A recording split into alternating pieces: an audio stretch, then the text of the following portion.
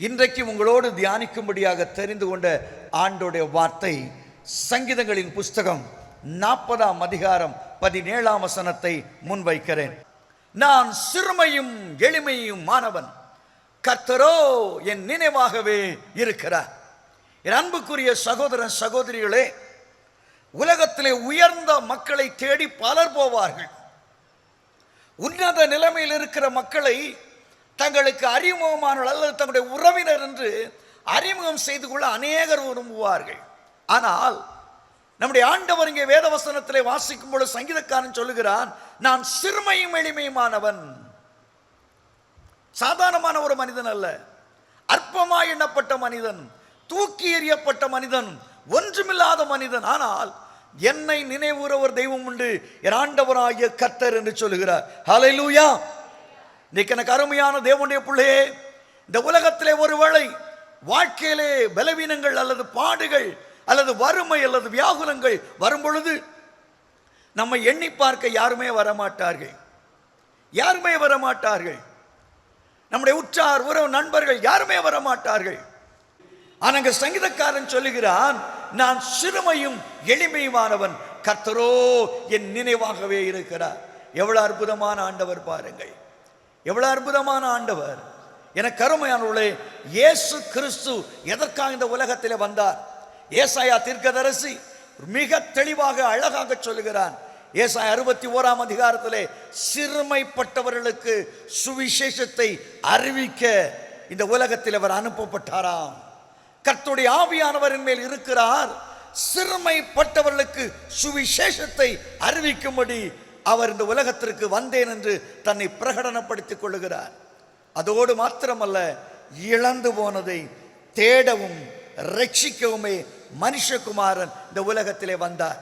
என் அன்புக்குரிய சகோதர சகோதரிகளே, ஆண்டவராய் இயேசு கிறிஸ்து இந்த உலகத்திலே வந்தது பெரிய செல்வ பிரபுக்களை நாடி அல்ல, பெரிய மனிதர்களை நாடி அல்ல. ஆண்டவராகிய கர்த்தர் சிறுமையும் எளிமையுமான மக்களை ரட்சிக்க ஆண்டவருடைய சமூகத்திலே சேர்த்துக் கொள்ளத்தான் அவர் இந்த உலகத்திலே வந்தார். ஹல்லேலூயா.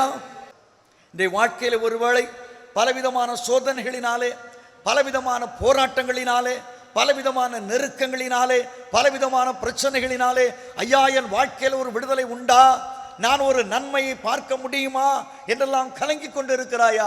இயேசு கிறிஸ்து இந்த உலகத்திலே வந்தது சிறுமையானவர்களை தேடி, ஒதுக்கப்பட்டவர்களை தேடி அவர் இந்த உலகத்திற்கு வந்தார். ஆண்டவராகிய கர்த்தர் சொன்னார், யோவான் 10:10, நான் அவளுக்கு ஜீவன் உண்டாகவும் அந்த ஜீவன் பரிபூர்ணப்படவும் இந்த உலகத்திலே வந்தேன் என்று சொன்னார். இன்றைக்கு வாழ்க்கையிலே எந்த நிலைமையிலே நீங்கள் சிறுமை அடைந்தாலும் உங்களை விடுவிக்கிற, உங்களை பாதுகாக்கிற, உங்களை மீட்டுக் கொள்ளுகிற ஒரு தேவன் உண்டு. அவரின் ஆண்டவராகிய கர்த்தர். அவர் இன்றைக்கு சொல்லுகிறார், சிறுமையான உன்னை நான் விடுவிக்க விரும்புகிறேன்.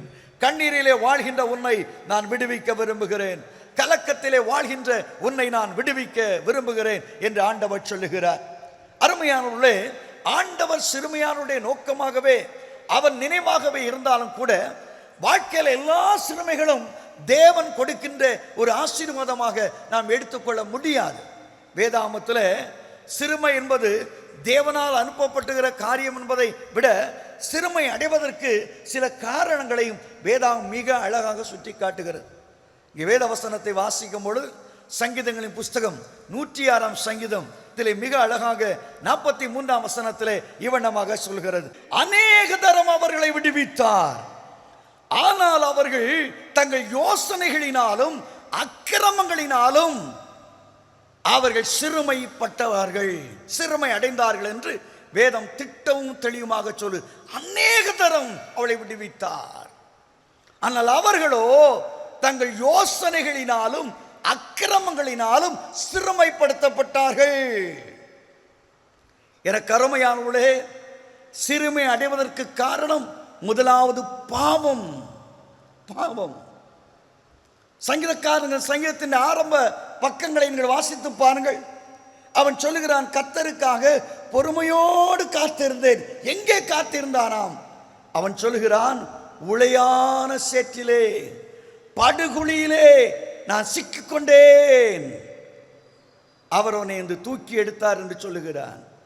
அருமையானவர்களே, அங்கே நீதிமொழிகளின் புஸ்தகம் 14ஆம் அதிகாரம் மிக அழகாக சொல்கிறது, நீதி ஜனத்தை உயர்த்தும், பாவம் எந்த ஜனத்திற்கும் இகழ்ச்சி என்று சொல்லுகிறது.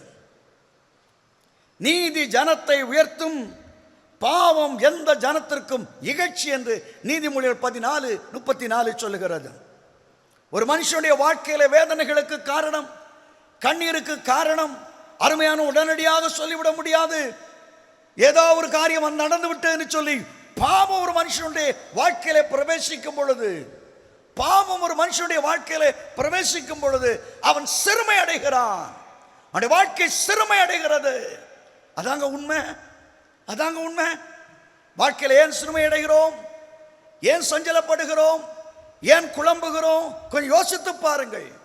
பாவம் நம்மிலே வரும் பொழுது, எசேக்கியா ராஜா ஒரு அற்புதமான ஒரு ராஜா. கர்த்தரை நம்பினான், கர்த்தரை தேடினான், கர்த்தர் அவனை உயர்த்தினார். ஆனால் அடுக்குமானாகிய மனாசே ஆண்டவரை மறந்து தேவனுடைய நாமத்தை தூஷித்து அந்நிய கிரியைகளை செய்து தேவனுக்கு விருப்பமில்லாத காரியங்களை அவன் செய்தபடினாலே இப்போ எதிரிகளினாலே சிறைபிடிக்கப்பட்டு வேதனையோடு கை கால்களிலே விலங்கிடப்பட்டவனாய் அவன் கடந்து போகிறான். இந்த சிறுமைக்கு காரணம் என்ன? அவன் அழுகிறான், ஆண்டவரே நான் துரோகம் செய்து விட்டேன், அநியாயம் செய்து விட்டேன், என் கைகளிலும் கால்களிலும் விலங்குகள் மாட்டப்பட்டு இருக்கிறது. வேதம் திட்டம் தெளிவாக சொல்கிறது, அவனுடைய மனஸ்தாபத்தை பார்த்து அவன் அழுது ஆண்டவரை விண்ணப்பம் பண்ணினதை பார்த்து கர்த்தர் அவனுக்காக இறங்கினார் என்று சொல்கிறது. ஹல்லேலூயா. பாவனுடைய வாழ்க்கையில் இருக்கும் பொழுது, அநியாயங்கள் இருக்கும் பொழுது வாழ்க்கையில மேன்மடைய முடியாது. நமக்கு எவ்வளோ பராக்கிரம் இருக்கலாம், வல்லம் இருக்கலாம் இல்லையா?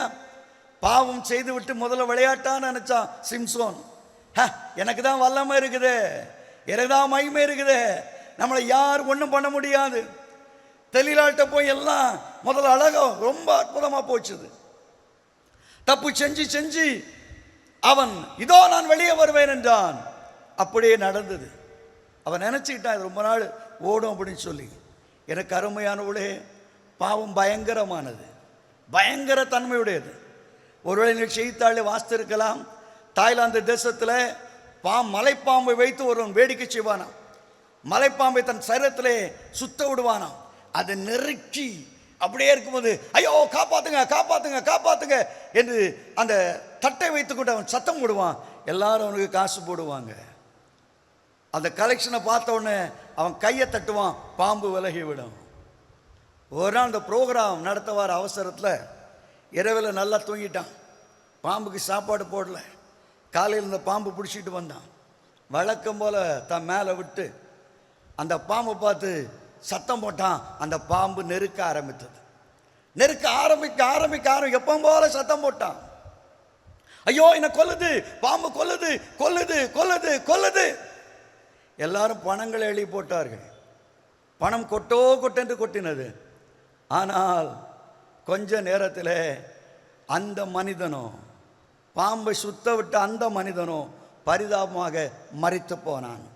பாவத்தின் சம்பளம் மரணம், மரணம், மரணம், மரணம். வாழ்க்கையிலே பாவத்திலே வாழும் பொழுது ஒரு நாள் நாம் உணர்வோம், மனஸ்தாபப்படுவோம், கதறுவோம். இந்த கொடூரமான நிலைமையிலிருந்து என்னை விடுவிக்கிறவன் யார், என்னை தப்புவிக்கிறவன் யார் என்று நம்முடைய மனம் அங்கலாய்க்கும். ஆனால் என அன்புக்குரியவர்களே, அதில் யாரும் முடியாது. ஒரே ஒருவர் தான் நம்மை ரட்சிக்க முடியும். பாவிகளுக்காக தன் ஜீவனை கொடுத்த நம்முடைய ஆண்டவராகிய இயேசு கிறிஸ்து. ஹல்லேலூயா. பாவிகளை ரட்சிக்கவே கிறிஸ்து இயேசு இந்த உலகத்திற்கு வந்திருக்கிறார். உன் பாவத்திலிருந்து விடுதலை செய்ய என் ஆண்டவர் ஒருவரால் தான் முடியும். உன் அக்கிரமத்திலிருந்து உன்னை விடுதலை செய்ய என் ஆண்டவரால் தான் முடியும். தேவனால் கூடாத காரியம் ஒன்றுமில்லை. என்றைக்கு நீ பாவத்துக்காக மனஸ்தாபப்படுகிறாயோ, தவறு செய்து விட்டேன் என்று உணர்கிறாயோ, உன்னை மாற்ற ஒருவர் உண்டு. அவர்தான் என் ஆண்டவராய் இயேசு கிறிஸ்து. உனக்காகவே அவர் பாடுகளை ஏற்றுக்கொண்டவர். உன்னுடைய வியாதிகளுக்காகவே அவர் சரீரத்திலே பாடுகளை ஏற்றுக்கொண்டவர். நமக்கு சமாதானம் உண்டு பண்ணும் ஆக்கினை அவர் மேல் விழுந்தது என்று வேதவசனம் சொல்கிறது. இன்றிரவிலே அதை உணர்ந்து கொள்வீர்களா? இன்று அதை உணர்ந்து கொள்வீரா? ஆண்டவரே, நீர் எனக்காக பாடுபட்டீர், எனக்காக நொறுக்கப்பட்டீர், எனக்காக காயங்களை ஏற்றுக்கொண்டீர் என் ஆண்டவருடைய பாதத்திலே வருவாயா? நிச்சயமாக ஆண்டவராகிய கர்த்தர் உனக்கு விடுதலை கொடுப்பார். அல்லேலூயா. தம்மிடத்தில் வந்தவளை ஒருபோதும் அவர் புறம்பே தள்ள மாட்டார். சங்கீதக்காரன் சொல்கிறான், நான் உளையான சேற்றிலும் மூழ்கி இருந்தேன்.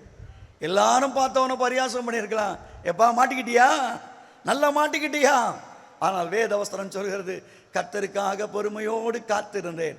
அவர் என் பக்கமாய் சாய்ந்து வந்து என் கூப்பிடுதலுக்கு செவி கொடுத்து என்னை தூக்கி எடுத்தார். அல்லேலூயா. இரண்டாவது வேத வசனத்தை வாசிக்கும் பொழுது லூக்கா எழுதின சுவிசேஷம் 13ஆம் அதிகாரம் 16ஆம் வசனம் இவ்வண்ணமாக சொல்கிறது, ஆபிரகாமின் குமாரத்தியாகி இவளை சாத்தான் 18 ஆண்டுகள் கட்டி வைத்திருந்தானே என்று சொல்கிறார்.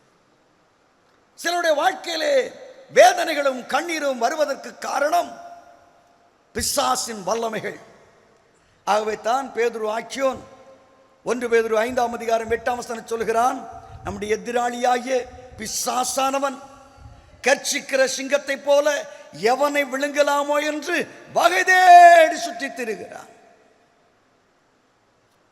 பிசாசுக்கு எதிர்த்து நில்லுங்கள், அப்பொழுது அவன் உங்களை விட்டு ஓடி போவான். ஆண்டவராய் இயேசு கிறிஸ்து யோவான் 14:30 அவர் சொன்னார், இதோ இந்த உலகத்தின் அதிபதி என்னிடத்திலே வருகிறான், அவனுக்கு என்னிடத்திலே ஒன்றுமில்லை. என்ன அற்புதமான ஒரு வார்த்தை பாருங்கள். ஏசாயா 59:19 சொல்கிறது, வெள்ளம் போல சத்துரு வரும் பொழுது கர்த்தருடைய ஆவியானவர் அவனுக்கு விரோதமாய் கொடியேற்றுவார். கர்த்தரே ஆவியானவர், கர்த்தருடைய ஆவியானவர் எங்கே உண்டோ அங்கே விடுதலையும் உண்டு. இன்னைக்கு உன் குடும்பத்தில் எதிர்பாராத பிரச்சனைகளா, எதிர்பாராத நோய்களா? இன்றைய நான் உனக்கு சொல்கிறேன், அந்த சிறுமையான அந்த கோலத்தை, அந்த வேதனை நாட்களை, கண்ணீரை மாற்றுவதற்கு ஒரே ஒரு வல்லமை உண்டு, அது இயேசு கிறிஸ்துவின் நாமம். ஹல்லேலூயா. ஆண்டவர் சொன்னாரு மார்க் 16ஆம் அதிகாரம், என் நாமத்தினாலே பிசாசுகளை துரத்துவீர்கள். ரொம்ப நல்லா இருக்குது.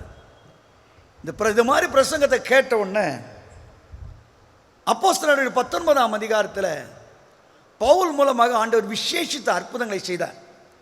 அதை பார்த்துட்ட சில வாலிபர்களுக்கும் அவன் தான் துரத்துறதா, நம்மளும் துரத்தலாம்னு சொல்லி அவங்களும் போனாங்களாம். பிசாசிட்ட போய் ஏய் அது என்ன, ஏய் என்னன்னு கேட்டுச்சு. பவுல் பிரசங்கிக்கிற இயேசுவின் நாமத்தினாலே நீ புறப்பட்டு போனாங்க. தம்பி கொஞ்சம் பக்கத்தில் வாணுச்சு, என்னமோ சொல்ல போகுது போல பிசாசு அப்படின்னு பக்கத்தில் போட்டாங்க. போன உடனே அது சொல்லிச்சு, பவுலையும் தெரியும், இயேசுவையும் தெரியும், நீங்கள் யாடா புதுசாக வந்திருக்கீங்கன்னு சொல்லி இவங்க மேலே விழ பைபிள் சொல்லுது, அவள் வஸ்திரம் இல்லாமல் ஓடி போனார்களாம். ஏன்? இயேசுவின் நாமத்தை சொல்லணும்னா அந்த நாமத்துக்கும் உனக்கு சம்பந்தம் இருக்கணும். அந்த நாமத்தை சொல்வதற்கு உனக்குள்ள இந்த இயேசு கிறிஸ்து இருக்கிறாரான்னு கொஞ்சம் பார்க்கணும், இல்லையா? ஒரு பிரசங்கியார் போய் பிரசங்கம் பண்ணாராம். என்ன பிரசங்கம் பண்ணாராம்? அப்போஸ்தலர் 3ஆம் அதிகாரத்தில், பொன்னும் வெள்ளியும் என்னிடத்தில் இல்லை, நசராகிய இயேசுவின் நாமத்தினாலே எழும்பி நட. ஏசப்பா நாமத்தை சொன்னா முடவ நடக்க முடியும், நடக்க முடியும், நடக்க முடியும் அப்படின்னு பிரசங்கம் பண்ணாராம். அதை கேட்டுக்கிட்டு அந்த ஆலயத்துக்கு வெளியே ஒரு முடம் உட்கார்ந்துருந்தானா. பரவாயில்ல, நம்ம வாழ்க்கையில் எனக்கு ஒரு மோச்சனை வரப்போகுது. அந்த பிரசங்கம் பண்ணி முடிச்சுக்கிட்டு எல்லாரும் ஒரு கை கொடுத்தோடனே அந்த பெருமையில் அப்படியே வெளியே போனானா. அந்த முடவான அந்த நடக்க முடியாத அந்த சகோதரன், ஐயா தோத்திரம், நான் தோத்திரம் ஐயா, உங்கள் பிரசங்கனை தொட்டுட்டு, ரொம்ப சந்தோஷம், ஒன்னையும் தொட்டுட்டாப்பா. ஐயா நீங்கள் சொன்னீங்க நஸ்னா இயேசுவின் நாமத்தினால எழும்பி நடன்னு சொன்னா உடனே நடக்க முடியும்னு சொன்னீங்க. ஐயா என்னையும் கொஞ்சம் எழுப்பி விடுங்க. அந்த பிரசங்கியார் சொன்னாராம், பிரசங்கத்தை நல்லா கவனிச்சியா? நல்லா கவனிச்சுங்க, நல்லா கவனிச்சியா? அவன் என்ன சொன்னான்? பொன்னும் வெள்ளியும் என்னிடத்தில் இல்லை. சட்டை கழட்டி காமிச்சார், மைனை செயின் இருக்குது, கையில் மோதிரம் இருக்குது, பொண்ணு இருக்குது, எல்லாம் இருக்குது. ஆனா ஒண்ணே ஒண்ணு இல்லை தம்பி, என்ன இல்லை, அந்த இயேசுவின் நாமம் இல்லை. அவன்கிட்ட அந்த ரெண்டும் இல்லை, இயேசுவின் நாமம் இருந்துச்சு. என்கிட்ட மோதிரம் இருக்குது, செயின் இருக்குது, இயேசு இல்லப்பா என்னை விட்டுருப்பான்னு ஓட்டாராம். இயேசுவின் நாமத்தை சொல்லணும்னா அந்த இயேசு உனக்குள்ள இருக்கணும். அப்பந்தான் உன் வீட்டில் இருந்து பிசாசு ஓடும். ஏன் நம்ம குடும்பங்களில் பிரச்சனை வருஷக்கணக்கில் ஆடிக்கிட்டு கிடக்குது? ஏன் நிலைமை வருது? ஆண்டவராய கர்த்தர் இன்னைக்கு சொல்றாரு, பிசாசின் வல்லமையில் அகப்பட்டவளை குணமாக்கும்படி இந்த உலகத்துக்கு வந்தார். அப்போஸ்தலர் 10:38 சொல்கிறது, நஸ்ராயி இயேசுவை தேவன் வல்லமையினாலும் பரிசுத்த ஆவியினாலும் நிரப்பி இருந்தார். அவர் எங்கும் நன்மை செய்கிறவராய் சுற்றித்திருந்தார். பிசாசின் வல்லமையில் அகப்பட்டவளை குணமாக்கினார் என்று வேதவசனம் சொல்கிறது. இன்றைக்கு ஆண்டவராகிய கர்த்தர் உன்னை அந்த வல்லமையினாலே நிரப்பி பிசாசின் வல்லமையிலிருந்து விடுதலை தர விரும்புகிறார். இறுதியாக ஒன்றை சொல்லி நான் நிறைவு செய்ய விரும்புகிறேன். சிறுமை வாழ்க்கையிலே பாவத்தினாலே வருகிறது. சிறுமை பிசாசானவன் நம்முடைய வாழ்க்கை பலவிதமான காரியங்களினாலே அவன் பிசாசுக்கு அடிமைப்பட்டு போகிறோம். இறுதியாக வேதவசனத்தை வாசிக்கும் பொழுது உபாகமம் 8:15 இங்கே வேதவசனம் சொல்கிறது, உன் பின்னாட்களிலே உனக்கு நன்மை செய்யும் பொருட்டு உன் தேவனாகிய கர்த்தர் உன்னை சிறுமைப்படுத்துகிறார். வேதவசனம் சொல்லுது, தேவனே சில நேரங்களிலே நம்மை உருவாக்குவதற்காக, நம்மை புடமிடுவதற்காக, இன்னும் பெரிய அளவில் நம்முடைய வாழ்க்கையை உயர்த்துவதற்காக சில சிறுமைகளை அனுபவிக்கிறார். நீங்க வீட்டில் போய் மெதுவாக உட்கார்ந்து சங்கீத புத்தகத்தை நீங்க வாசித்து பாருங்க. சங்கீதம் 105 வாசிக்கும் பொழுது 17 வருகிறது. ஆண்டவராகிய கர்த்தர் 17-19 வரை வேதவசனம் சொல்கிறது, யோசேப்பை ஆண்டவர் வாக்குத்தத்தம் நிறைவதற்காக அவன் சிறையிலே தள்ளப்பட்டான், விலங்குகள் இடப்பட்டான், கர்த்தருடைய வார்த்தை அவனை புடமிட்டது என்றெல்லாம் சங்கீதம் 105:17-19 வரை வருகிறது. தேவன் ஒரு மனிதனை உருவாக்குவதற்காக சில நேரங்களிலே அவனை சிறுமைப்படுத்துகிறார். ஏனென்றால் உன் பின்னாட்களிலே உனக்கு நன்மை செய்யும் பொருட்டு.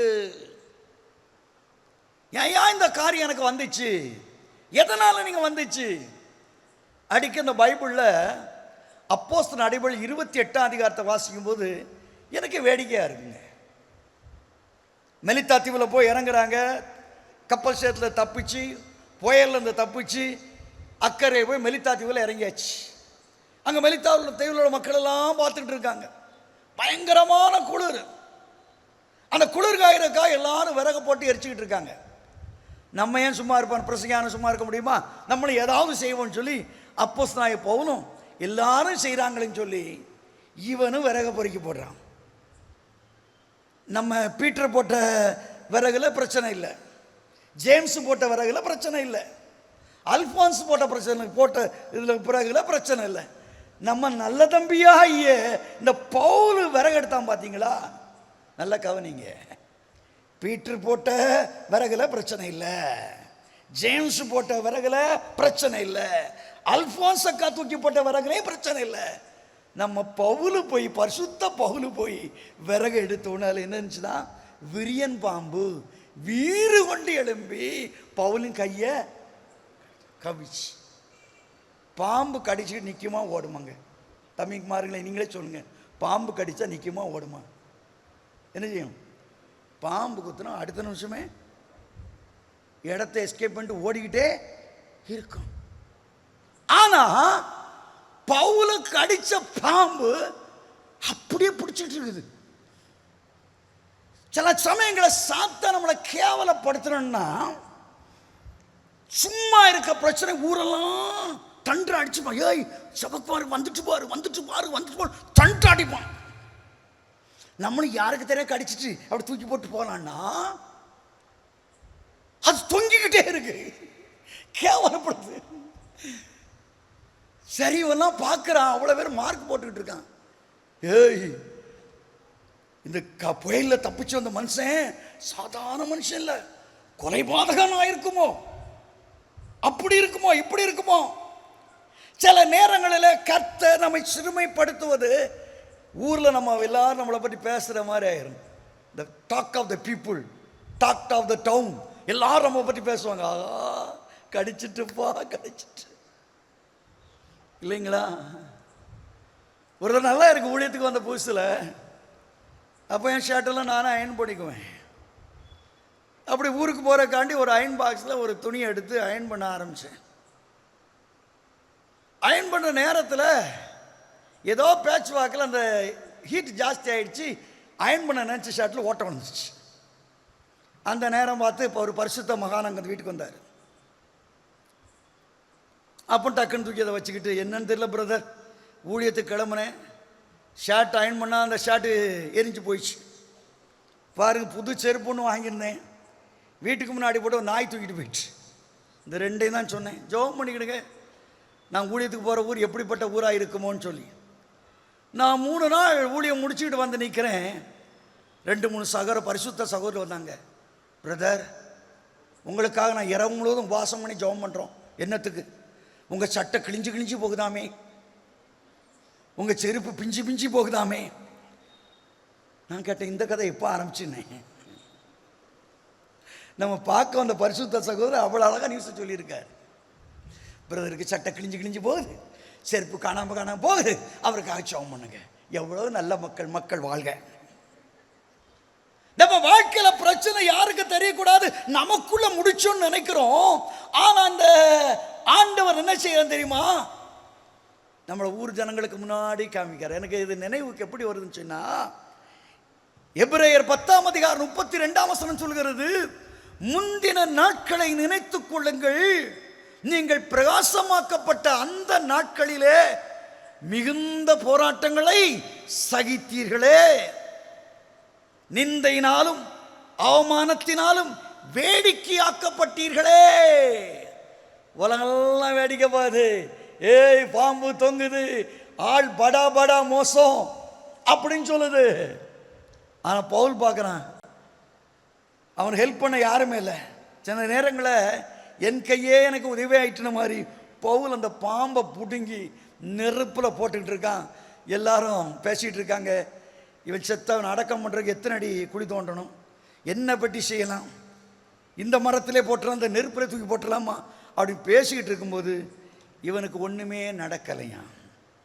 அதனாலே அந்த பைபிளை நீங்கள் வந்து, இப்பொழுது அவர்கள் வேறு சிந்தையாகி, இவன் மனுஷனே இல்லை அவன் கடவுள்னு சொல்லி சொல்றான். Praise the Lord. அந்த ஊரில் உள்ள தலைவர் கொண்டு ராஜா வரைக்கும் இந்த பவுலை தேடி வரும்படி கர்த்தர் அனுக்கிரகம் பண்ணினார். நல்லா கைகளை தட்டி ஆண்டவர் நன்றி சொல்லுங்க பார்ப்போம். ஸ்தோத்திரம்.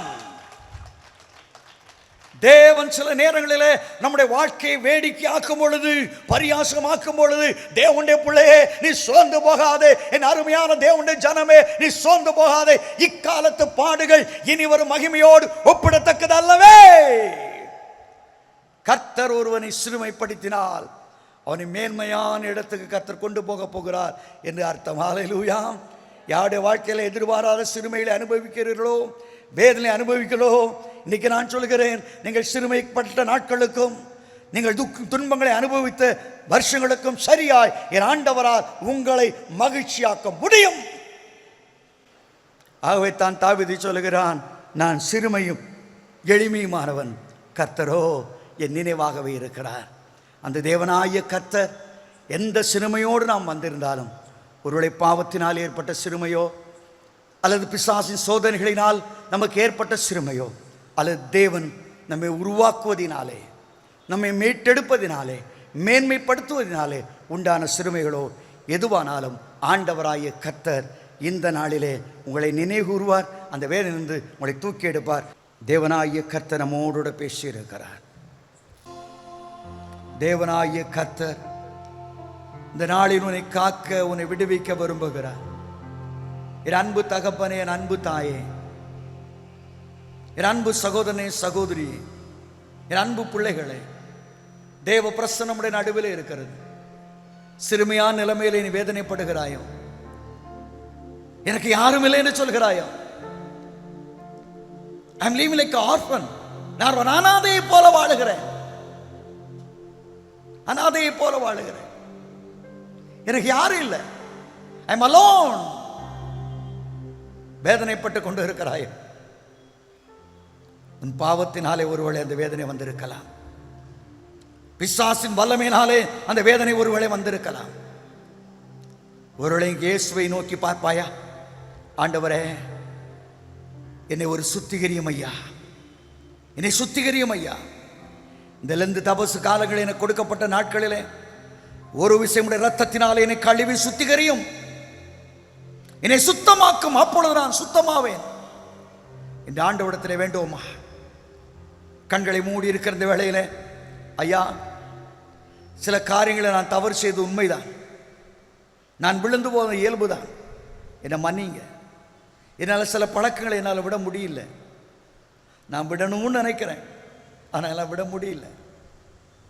Thank you Lord. விளையாட்டாக நான் பேசினேன், ஆனால் அது சர்ப்பத்தை போல என்னை சுற்றி கொண்டது. இப்போ எனக்கு தெரியுது நான் பண்ணுற தப்பு வேண்டாம் அப்படின்னு நினைக்கிறேன், ஆனால் அது என்னை விட மாட்டேனுது. வேதனையோடு இருக்கிறாய் அல்லவா? உன் உள்ளத்தை ஆண்டவர் பார்க்குறாரு. இன்னைக்கு ஆண்டவர் ஒப்புக்கொடு. குமாரனா இயேசு கிறிஸ்துவை விடுதலை பண்ணுவார். உன் வலது கையை எடுத்து இருதயத்தில் வை. நாம் இணைந்து நாம் ஜெபிக்க போகிறோம். இன்று இரவில் கர்த்தர் ஒரு மாறுதலை கொடுப்பார். கர்த்தர் ஒரு மாறுதலை கொடுப்பார். ஐயா என் கால்கள் அடிக்கடி வீக்கம் கொள்ளுகிறது, என்னென்ன என்னால் புரிய முடியல. எத்தனையோ ட்ரீட்மெண்ட் எடுத்துட்டேன், ஆனால் திடீர் என் கால்களெல்லாம் வீங்குது. சில நேரங்களில் இடதுகையும் வீங்கிக் கொள்ளுகிறது, என்னால் புரிந்து கொள்ளவே முடியவில்லை. இயேசு உன்னை விடுவிக்க விரும்புகிறார். கல்வாரியின் வல்லமை உன்னை விடுவிக்க விரும்புகிறது. அவருடைய தழும்புகள் உன்னை குணமாக்க விரும்புகிறது. இன்னைக்கு ஆண்டவருடைய பிரசன்னத்தை நோக்கிப்பார். Thank you Lord. ஒவ்வொரு சரத்தையும் கர்த்தர் வேளையில் தொட்டு கொண்டு இருக்கிறார். தேவ பிரசன்னம் நம்முடைய நடுவில் வந்திருக்கிறது. தேவ மகிமை நம்முடைய நடுவில் வந்திருக்கிறது. தேவன் பட்சவாதம் உள்ளவர் அல்ல, பட்சவாதம் உள்ளவர் அல்ல. இன்று இரவிலே உன்னை அவர் விடுவிக்க விரும்புகிறார். Lord want to deliver you right now. இயேசு உன்னை விடுவிக்க விரும்புகிறார். உன் வலது கரத்தை எடுத்து இருதயத்தில் வை. எந்த பலவீனமானாலும் எந்த பாடுகளானாலும் இயேசு கிறிஸ்து உன்னை விடுவிப்பார், உன்னை விடுவிப்பார், உன்னை விடுவிப்பார். Thank you Lord, thank you Lord, thank you father. உமக்கு நன்றி செலுத்துகிறேன், நன்றி செலுத்துகிறேன். Thank you Lord. எனக்கு இரணிய ஆப்ரேஷன் ஆயிருந்தது, இப்பொழுது நலத்தோடு தான் இருக்குது. ஆனாலும் கூட எனக்கு ஒரு சின்ன ஒரு ஃபீலிங் இருக்குது, மறுபடியும் அதே மாதிரி ஒரு ஏதோ உண்டாகி விட்டதோ என்று அடிக்கடி நான் பயந்து கொள்கிறேன். இந்த பயத்தோடு இருக்கிறாய் அல்லவா? இயேசு இன்றைக்கு உன்னை விடுவிக்க விரும்புகிறார். இயேசு உன்னை விடுவிக்க விரும்புகிறார். என்னால் அடிக்கடி நான் லூஸ் மோஷன் போகிறது, நான் கஷ்டப்படுகிறேன். உன் பலவீனங்களை கர்த்தர் அறிந்து இருக்கிறார். இன்றைக்கு இயேசுடைய வல்லமை உன் சரத்தில் இறங்கி வருவதை நான் பார்க்கிறேன். வலது கரத்தை எடுத்து இருதயத்தை வையுங்கள். நாம் இணைந்து நாம் ஜெபிக்க போகிறோம். Thank you my Lord Jesus. இயேசுவே உமக்கு நன்றி, இயேசுவே உமக்கு நன்றி. இன்று இரவிலே ஆண்டவரே வலது கரத்தை எடுத்து இருதயத்தில் வைத்து எங்களுக்கு ஒரு விடுதலை வேண்டும், எங்களுக்கு ஒரு விடுதலை வேண்டும், எங்களுக்கு ஒரு சுபிட்சம் வேண்டும், எங்களுக்கு ஒரு ஆசீர்வாதம் வேண்டும், எங்களுக்கு ஒரு மேன்மை வேண்டும். Thank you Lord, thank you Lord. எனக்கும் என் கணவனுக்கும் பிரிவினை உண்டாக்கும்படி ஏதோ ஒரு வல்லமை கிரியை செய்கிறது என்று கண்ணீரோடு ஜெபித்துக் கொண்டிருக்கிற என் அன்பு சகோதரி, தேவனாகிய கர்த்தர் இந்த வேளையில் இறங்குகிறார், உன் கூப்பிடுதலை கேட்கிறார். Thank you my Lord Jesus. ஒவ்வொரு சரத்திலும் இயேசுடைய வல்லமை இறங்குவதாக. கல்வாரின் ரத்தத்தை நான் தெளிக்கிறேன், இயேசுடைய விடுதலையை வைக்கிறேன், இயேசுடைய விடுதலை வைக்கிறேன். இயேசுவின் நாமத்தினாலே, இயேசுவின் நாமத்தினாலே ஒவ்வொருவரும் விடுதலை ஆவார்களாக, ஆவார்களாக. எல்லா வேதனைகளும் ரோகங்களும் மறையட்டும், மறையட்டும் ஆண்டவரே. இந்த நாளிலே கிறிஸ்து இயேசுவின் ஜெயத்தை பெற்றுக்கொண்டவர்களாக மகிமையுள்ள ஒரு வாழ்க்கை வாழ அனுக்கிரகம் செய்யும். கர்த்தருடைய கரத்திலே இந்த நாளை வார்த்தை கேட்ட ஒவ்வொரு பிள்ளைகளுக்காக ஜெபிக்கிறேன். அவருடைய வாழ்க்கையில மாறுதலை கட்டளையிடுவீராக, ஆசீர்வதிப்பீராக. துதி கனம் மகிமையெல்லாம் நீரை ஏற்றுக்கொள்ளும். இயேசுவின் நாமத்தில் வேண்டுகிறோம் ஜீவனுள்ள பிதாவே.